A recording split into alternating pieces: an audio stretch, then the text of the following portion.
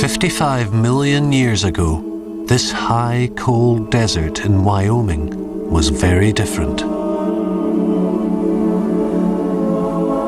It was a lush and humid forest, much like the Amazon is today.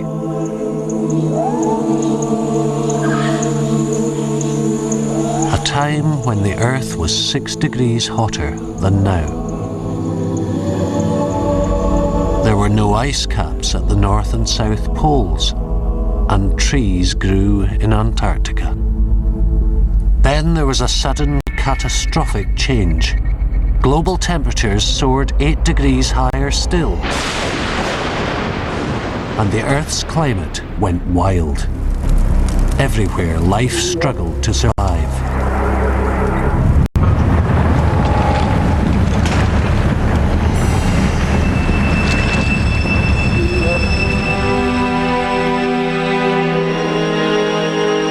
Today, scientists are racing to understand this unique event in Earth history.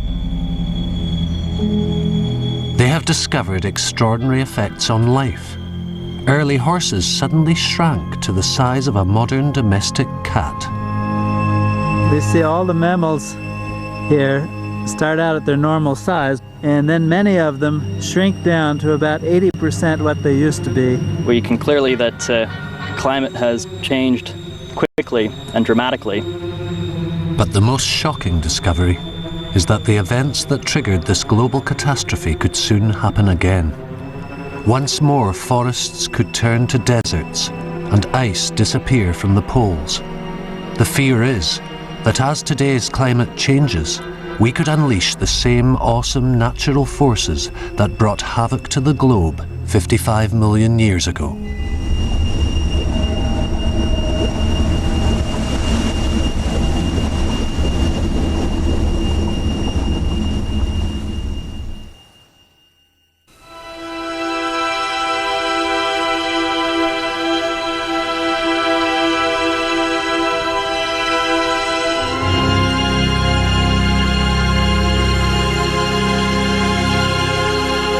Every living thing on Earth is made from thin air. As plants grow, they extract carbon dioxide from the atmosphere and use it to build tissue. When they die, that CO2 is returned to the air. But millions of years ago, when the world was much warmer than it is today, vast swamps covered much of the land. Dead plant material accumulated here, slowly turning to coal and other fossil fuels. As it did so, vast quantities of carbon were taken out of the atmosphere, and the Earth slowly cooled. But today, mankind is conducting a vast experiment with the climate. When we extract fossil fuels and burn them, we force our planet to travel back in time, releasing carbon dioxide that last saw the light of day millions of years ago.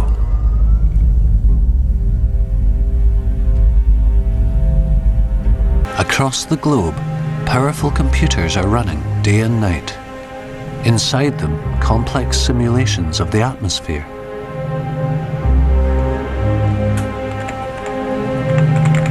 Leading climate scientists like Peter Cox use these models to try to work out what will happen over the next century.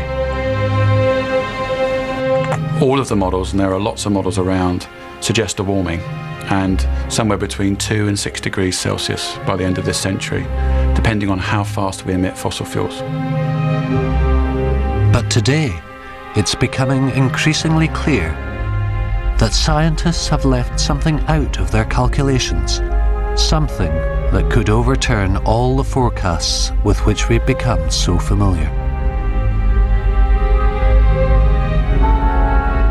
I think there is something important missing from these models at the moment, and there's a clue to this in something called the missing carbon sink. And that's related to the fact that we know very well how much carbon dioxide is being emitted from industrial activities.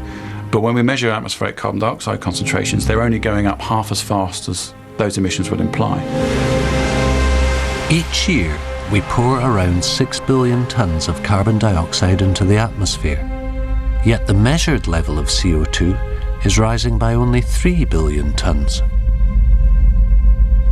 So half of our emissions are going somewhere else. Presumably some stores of carbon are being built up in the natural world at the moment, but we're not sure where.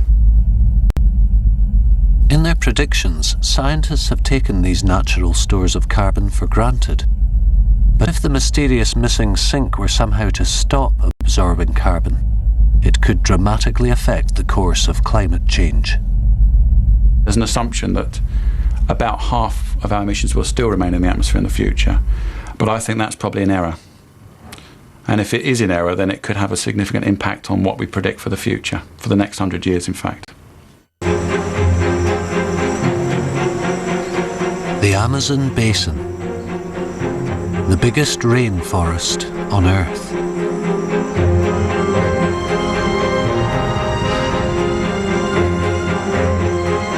Vast tracts have remained unchanged for thousands of years. At least that's what scientists believed, until a remarkable experiment in the middle of millions of hectares of undisturbed jungle. It has shown that something extraordinary is happening in the forest. Antonio Nobre is a biologist with Brazil's renowned Institute for the Study of the Amazon. It's an amazing thought to think that all this material, this heavy, dense wood, leaf, everything around us is made of thin air.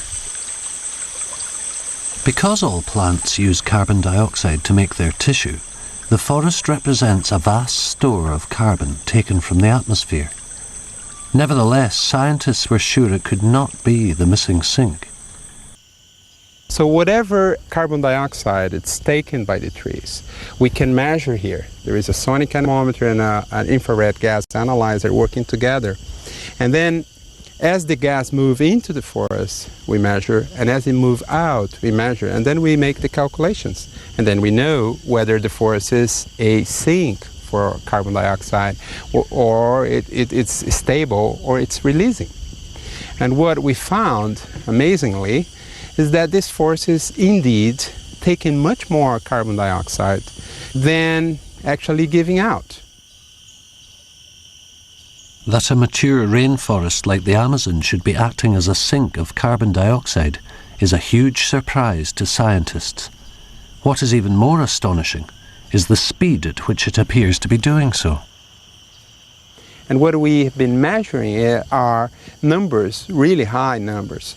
Just to give you some figures, for the last year we measured an average 5 tons of carbon per hectare per year, which is 5 tons, about 6,000 liters of petrol in your car tank, right? It's a lot of carbon. And that is really impressive. It's not only the carbon, we are resolving the problem of the carbon sink, the missing sink for carbon in the atmosphere. We are showing that this forest is growing as fast as a eucalyptus forest, a new forest or agriculture. And this is amazing. We didn't expect that. This astonishing growth rate has to be a recent phenomenon. It cannot have been going on for more than a few decades, or the forest would already have reached its maximum size and density. Antonio believes that the growth is in fact a recent response to human activity. If Antonio's figures are typical of the whole region, the Amazon could be soaking up as much as 3/4 of all the carbon dioxide produced by all the motor cars in the entire world. But how long can this continue?